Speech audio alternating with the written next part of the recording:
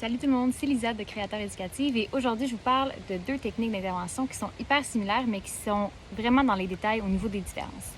Donc aujourd'hui je vous parle de l'aide opportune et de la participation émotive. Donc j'espère que vous êtes prêts. Donc l'aide opportune, ce que c'est dans le fond, c'est qu'on va s'asseoir à côté de l'élève et on va lui proposer notre soutien pour essayer de compenser le fait qu'il est devant un défi qui n'est pas à la hauteur de ses capacités actuelles. Donc, je donne un exemple. Vous avez un jeune qui n'a jamais fait de fraction de sa vie, et vous avez peur qu'il se décourage et qu'il se désengage de la tâche. Donc, vous allez lui offrir de travailler à côté de votre bureau. Comme ça, si jamais il a l'impression de se désengager ou si vous avez l'impression qu'il se désengage, bien, vous allez pouvoir aller venir supporter son autonomie en lui fournissant de l'aide. Ce qui est important à savoir avec l'aide opportune, c'est qu'on ne fait pas avec le jeune ou pour le jeune. On est vraiment là juste pour soutenir son autonomie. Pour ce qui est de la participation émotive, dans le fond, ça, c'est le faire avec. Donc, on va aller s'intéresser directement à ce que le jeune est en train de faire pour essayer de lui montrer que ce qu'il fait a de la valeur. Pas juste pour lui, mais pour nous, pour la tâche au complet, pour qu'il prenne un peu de fierté dans ce qu'il accomplit. Donc, pour un exemple, vous avez un jeune qui commence une tâche en art plastique et vous savez qu'il trouve qu'il est absolument pourri dans ces tâches-là. Donc, vous allez vous asseoir avec lui et vous allez lui demander pourquoi il a choisi telle couleur. « Ah, c'est cool ce que tu fais, blablabla. » On va jaser de ce qu'il est en train de faire. Donc, on va vraiment s'intéresser de manière authentique à ce qu'il fait pour essayer de donner de la valeur à ce qu'il produit. Ces deux techniques-là, on va les faire justement quand que le jeune est devant une tâche qui est peut-être un petit peu trop difficile pour les compétences qu'il a actuellement. Et ça, c'est super important de le dire aux jeunes. C'est vraiment juste dans le moment actuel que le défi est peut-être un peu trop grand pour toi, donc je viens t'aider. On va aussi utiliser cette technique-là quand le jeune ne donne pas de la valeur lui-même à ce qu'il produit. Donc, c'est de cette façon-là, dans le fond, qu'on va aller construire le lien avec lui aussi. On va aussi utiliser cette technique-là si le jeune a tendance à se décourager rapidement ou si c'est le jeune qui a besoin de beaucoup d'encouragement pour accomplir une tâche.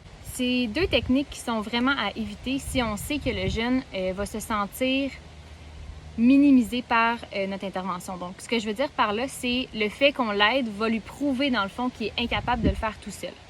C'est aussi à éviter si on sait que le jeune va un peu s'asseoir sur ses lauriers et faire comme « Ah, l'intervenante ou l'enseignante va le faire pour moi, donc je peux m'asseoir en retrait et la laisser faire. » C'est aussi à éviter, surtout si vous le fakez. Ce que je veux dire par là, c'est si vous n'êtes pas capable de manière authentique de vous intéresser à ce que le jeune fait ou de vraiment le supporter dans son autonomie, bien, vous êtes mieux de ne pas le faire parce qu'au long terme, ça va vraiment nuire à votre relation. C'est aussi à éviter si vous êtes le genre d'intervenant qui va faire à la place de.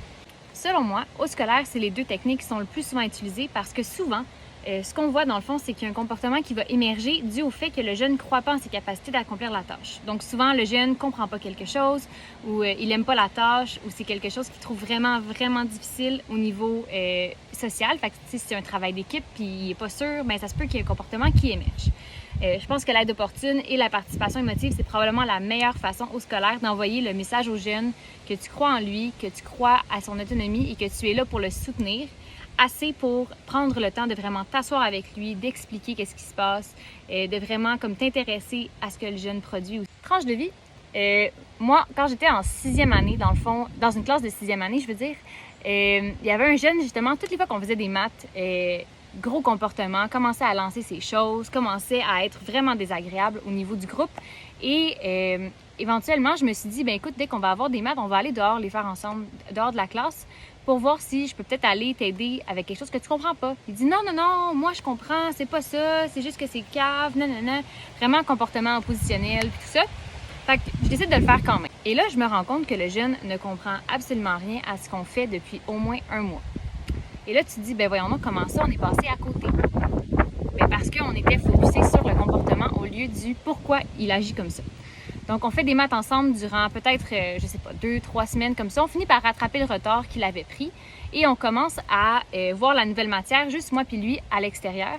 Et je me rends compte justement qu'il y a d'autres élèves qui commencent à émerger parce qu'ils se rendent compte que le fait que le jeune avait fait des comportements lui a donné de l'aide d'extra. Et là, je me rends compte qu'il y avait un sous-groupe d'élèves, dans le fond, qui ne comprenaient pas les concepts qu'on voyait présentement dans le groupe. Et je décide de faire un sous-groupe toutes les fois qu'on fait des maths. C'était pas des élèves qui étaient assez en difficulté pour être vus en ortho, mais assez pour prendre du retard et perdre la confiance en eux en maths. Donc, on a pris un petit sous-groupe et les comportements en maths ont complètement disparu parce qu'ils étaient avec moi, puis ils comprenaient bien. Donc, ouais, moi, je pense que c'est deux techniques qui fonctionnent super bien.